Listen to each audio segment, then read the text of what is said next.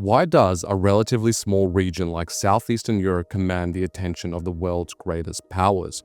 From Moscow to Washington to Beijing, policymakers devote significant diplomatic, economic, and military resources to influence this region. The fact is, Southeastern Europe is the hinge between Western Europe, Africa, and the Middle East. It contains maritime chokepoints that control the flow of energy, trade, and security. Additionally, it offers overland corridors and ports that connect global supply chains to Europe's industrial core. For Russia, the region represents both a buffer and a gateway. For the United States, it's the southeastern flank of NATO. For China, it is the commercial bridgehead into Europe and crucial for Beijing's long-term commercial interests. In this video, we will explore why Russia, the United States, and China compete in Southeastern Europe and examine what it is they want from the region. Welcome to The Sovereign Thinker. Please like, share, and subscribe so you too can be a sovereign thinker. Thank you all who have donated, and with that said, let's dive in.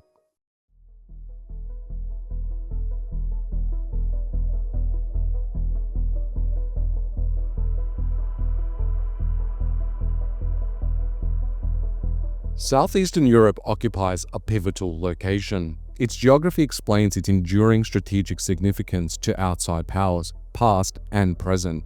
Situated at the juncture of Europe, Africa, and the Middle East, as well as the Black Sea, Adriatic, Aegean, and Mediterranean, the region commands major transit corridors and river systems that's key to trade and security.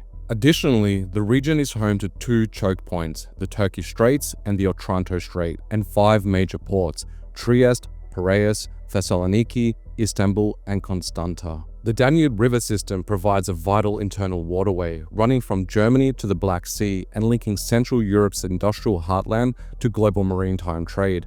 With such geographical advantages, Southeastern Europe has long been regarded as a strategic prize. Due to its significance as a crossroads, its status is double-edged. If left uncontrolled, it can expose outside powers to vulnerability. If controlled, it offers the ability to project influence in multiple directions at once, be it economic or military. For example, NATO's campaign against Libya in 2011, called Operation Unified Protector, shows how NATO members Bulgaria, Romania, Greece, and Albania contributed to the Libya campaign by enforcing the maritime embargo, offering logistical support, and enabling overflight and naval operations. Although these countries had little direct stake in Libya, that was irrelevant. The United States relied on the military infrastructure established there by NATO to project its power into northern Africa. And for Russia, it's situations like these that make Southeastern Europe significant, and Moscow's concern today center primarily on security. The collapse of the Soviet Union fundamentally reshaped Moscow's strategic environment. NATO is now along the Russian border, with former Warsaw Pact states and even some ex-Soviet republics joining the alliance. These new NATO front lines are reinforced by military infrastructure and logistics positioned in areas like Southeastern Europe. As the saying goes, amateurs talk about tactics, but professionals study logistics. It's these same logistics and military infrastructure that has ensured that Ukraine can continue the fight against Russia. With this context, Russia's contemporary interests in Southeastern Europe are about balancing against the United States and NATO.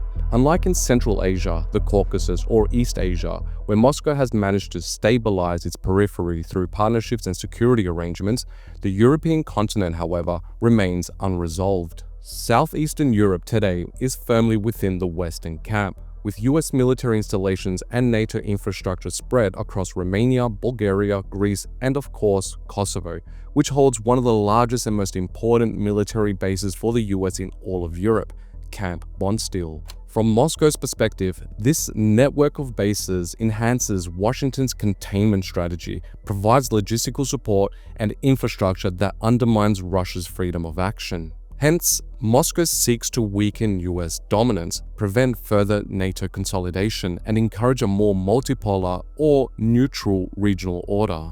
Its influence is limited though, but it still has significant tools available. For example, pipelines such as Turkstream do provide economic leverage, but Russia's key entry point is political. Serbia stands out as the only state in the region with strategic autonomy, that is, neither part of NATO or the EU. And strategic autonomy, my fellow listeners, will become the main geopolitical capital in the future to come. For Russia, Serbia is a key partner. Russian support for Belgrade's position on Kosovo and Metohija, Bosnia and Herzegovina, Montenegro, and North Macedonia ensures mutual reliance. Serbia gains diplomatic backing, while Russia preserves a foothold to disrupt Western consensus. This clearly creates tense situations that regularly flares up in the region. On the other hand, for the United States, Southeastern Europe has long been a strategic frontier. After the Second World War and the decline of British imperial influence, Washington assumed the role of maritime hegemon and inherited many of London's priorities. During the Cold War, US strategy focused on preventing the Soviet Union from gaining access to the Eastern Mediterranean and ensuring the littoral states such as Greece and Turkey remain aligned with the West. Turkey's NATO membership in 1952 was pivotal, as its control of the Straits allowed Washington to limit Soviet naval access in the Mediterranean. Greece, meanwhile, was secure through the Truman Doctrine and NATO membership, ensuring Western dominance in the Aegean Sea. While in the Adriatic, Yugoslavia's break with Moscow in 1948 limited the Soviet Union's access to the sea.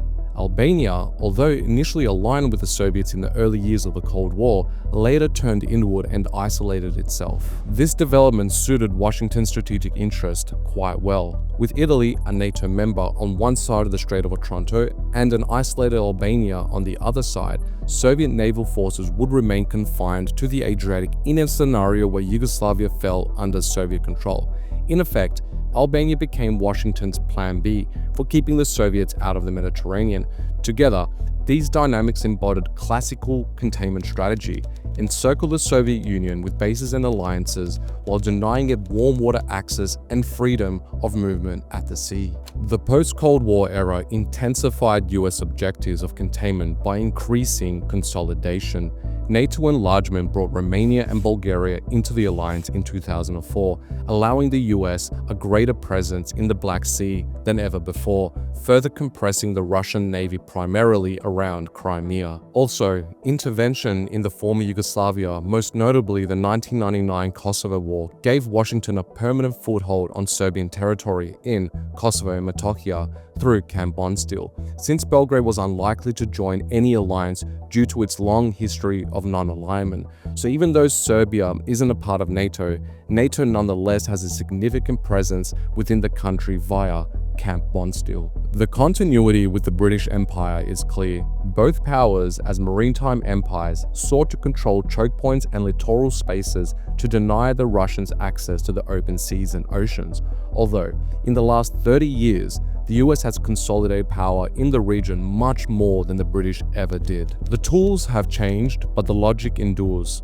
Southeastern Europe remains vital for projecting power across the Mediterranean, the Black Sea, and beyond into Africa, the Middle East, and of course, Eurasia. For the Russians, the geopolitical logic is then undeniable. Great powers will resist rival domination in strategically vital spaces. However, the arrival of China is quite the curveball for all parties involved. While the US has been working to keep Russia out, the Chinese have quietly been settling in, especially in the very same key littoral countries like Greece and Turkey. Through its Belt and Road Initiative, China has targeted Southeastern Europe as a critical gateway into the wider European market.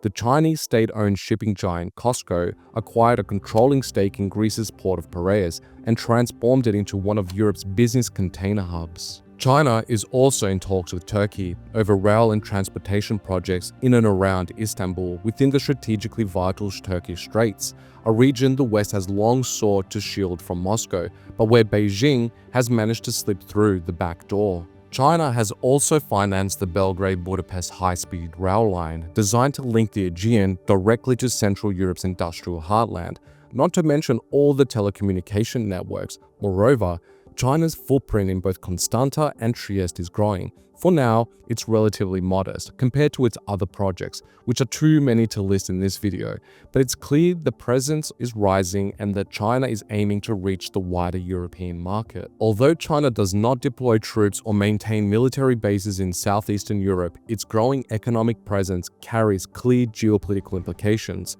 By investing in infrastructure, ports, and trade routes, Beijing is penetrating into areas long dominated by Western powers, like the Turkish Straits, but it does so through soft power and commercial means rather than military force. In many ways, China's objectives resemble Russia's. Both seek to limit US dominance in the region, but the motivations differ. For Moscow, the issue is all about security and alliance politics. For Beijing, the priority is safeguarding its trade, economic, and commercial interests against potential US disruption. Because, after all, Washington's military dominance in Southeastern Europe means that, in a crisis, US forces could target Chinese-built railways in Serbia or even seize control of Piraeus in Greece, derailing China's trade routes. This asymmetry explains why China advances cautiously, aware that its influence remains vulnerable to US military superiority in the region. For Washington, as well as for Brussels, Chinese investments in ports, railways, and telecommunications raise concerns about the gradual erosion of Western cohesion. Russia, by contrast, views Beijing's presence as far less threatening, since China does not directly challenge Moscow's security interests in the region. On the contrary, China's engagement often complements Russian objectives by diluting US primacy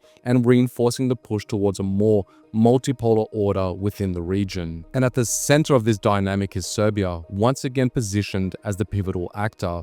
As the only state in Southeastern Europe with genuine strategic autonomy, Belgrade provides both Moscow and Beijing with a foothold to resist Western consolidation, which partly explains why we see growing turbulence within the region. For example, Kosovo and Metohija, Bosnia and Herzegovina, and of course, the protests within Serbia itself. Like centuries before, Southeastern Europe is an arena of overlapping ambitions where great power competition often fuels local rivalries and regional tensions.